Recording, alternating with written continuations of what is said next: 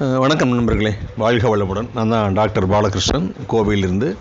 என்னுடைய channel ஆஸ்ட்ரோஃபின் channel subscribe பண்ணுங்கள், share பண்ணுங்கள், பக்கத்தில் பெல் பட்டனை ப்ரெஸ் பண்ணுங்கள். என்னுடைய அடுத்தடுத்த பதிவுகள் உங்களுக்கு சேரும். நிறைய பேர் பார்க்குறீங்க, ஆனால் சப்ஸ்கிரைப் பண்ண மாட்டேங்கிறீங்க. ஓகே,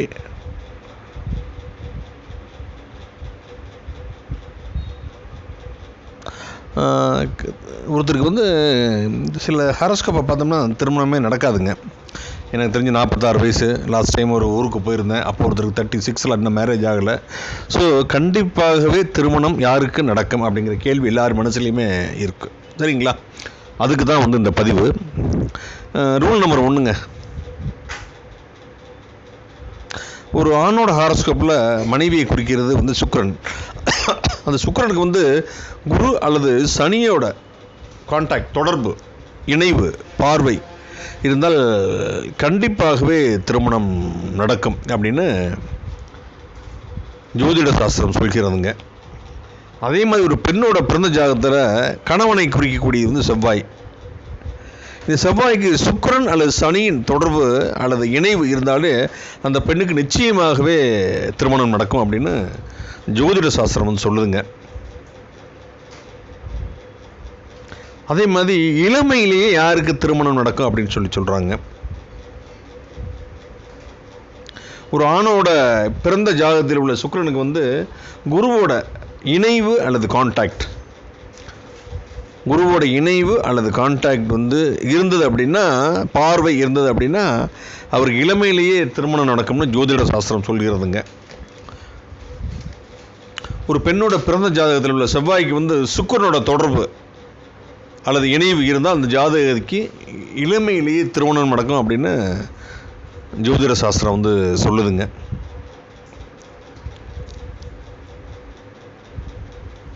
அதே மாதிரி அந்த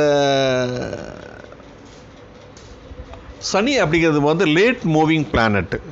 காலதாமதமாக தான் அந்த ராசி கட்டத்தை சுற்றி வரும். ஒரு ராசியை சுற்றுறதுக்கு 2.5 வருஷம், 12 ராசியை சுற்றுறதுக்கு 30 வருஷம் ஆகுங்க. ஆண் ஜாதகத்தில் சுக்கிரனுக்கு சனியோட இணைவு, தொடர்பு அல்லது பார்வை இருந்தால் திருமணம் காலதாமதமாகும் அப்படின்னு ஜோதிட சாஸ்திரம் சொல்லுதுங்க. அதே மாதிரி பெண் ஜாதகத்தில் செவ்வாய்க்கு சனியோட தொடர்பு இருந்ததுன்னா திருமணம் லேட்டாகும் அப்படின்னு ஜோதிட சாஸ்திரம் சொல்கிறதுங்க. ஒரு ஆணோட ஜாதகத்தை பார்த்தீங்கன்னா சுக்கிரனுக்கு கேதுவோட தொடர்பு அல்லது பார்வை, தொடர்பு அப்படிங்கிறப்ப பார்த்தீங்கன்னா சுக்கிரனும் கேதுவும் இணைந்திருந்தாலோ, சுக்கிரன் 7வது பார்வையாக கேதுவை பார்த்தாலோ அல்லது கீழ் 7வது பார்வையாக சுக்கிரனை பார்த்தாலோ தடங்கள் ஏற்படுங்கிறாங்க. அது என்ன பார்வை அப்படின்னா, இப்போ நம்ம பார்த்தீங்கன்னா நமக்கு ஒரு விசிபிலிட்டி போல தூரத்தில் தான் நம்மளால் பார்க்க முடியும்னு சொல்கிறோம்ல, அதுதான் பார்வைங்கிறது. இல்லை ஒரு கால் சார் நீங்கள் சொல்கிறதெல்லாம் சரியில்லை, ஏர்லியராகவே திருமணம் ஆயிடுச்சு அப்படின்னு நீங்கள் தடங்கள் இல்லாமல் திருமணம் ஆயிடுச்சுன்னு நினச்சிங்கனாவே கருத்து வேறுபாடுகள், சண்டை சச்சரவு, டைவர்ஸ் ஏற்படுங்க. ஒரு கால் குருவினுடைய பார்வை, இப்போ நான் சொன்ன மாதிரி விசிபிலிட்டி பவர்னு சொல்கிறோம்ல, அந்த பார்வை இருந்ததுன்னா சமாதானம் ஏற்படுவதற்கு உண்டான வாய்ப்புகள் இருப்பதாக ஜோதிட சாஸ்திரம் சொல்கிறது. அதே மாதிரி ஒரு பெண்ணோட ஜாதகத்தில் பார்த்தீங்கன்னா செவ்வாய்க்கு கேதுவோட தொடர்பு அல்லது பார்வை அல்லது இணைவு இருந்ததுன்னா திருமணத்தில் தடங்கள் ஏற்படுங்க. அப்படி தடங்களே ஏற்படல சார், கரெக்டாக கல்யாணம் நடந்துருச்சுன்னா கூட அப்புறம் சண்டை சச்சரவு, கருத்து வேறுபாடு, டைவர்ஸு, செகண்ட் மேரேஜ் இதெல்லாம் நடக்கும்.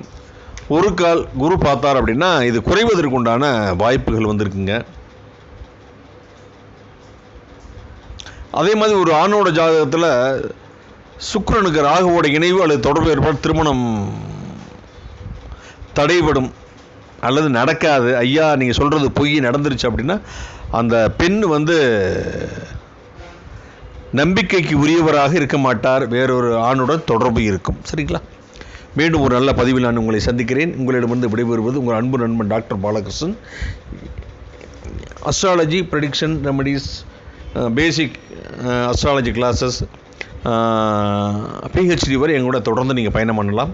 என்னுடைய ஆஃபீஸ் பார்த்தீங்கன்னா கோயம்புத்தூரில் சிங்கானூர் பஸ் ஸ்டாண்டுக்கு முன்னால் இருக்குது. என்னுடைய காண்டாக்ட் நம்பர் பார்த்தீங்கன்னா 9952615649. மீண்டும் ஒரு நல்ல பதிவில் நான் உங்களை சந்திக்கிறேன். நன்றி, வணக்கம்.